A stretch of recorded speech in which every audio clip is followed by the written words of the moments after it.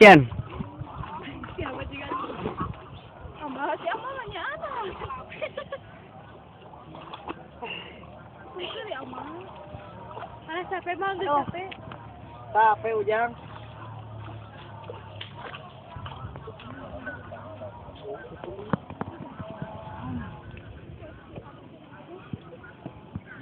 Aduh, Ditawat kemana?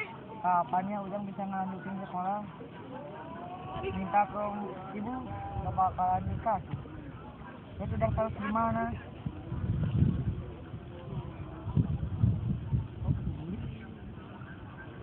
Why? Astagfirullahaladzim.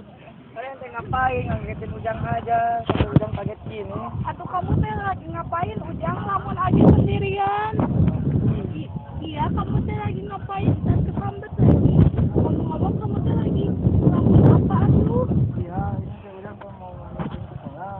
Tapi bingung, gak punya biaya. Ih, kalau itu mah jangan dipikiran, sama kita juga. Iya. Kan masih enak sekarang mah kita baru SMP mah gak bayar. Nanti kalau udah SMA kan bayar. Bayarnya juga kan mahal. Mau dapat uang dari mana buat SMA? Ya, makanya itu Ujang ngelamun.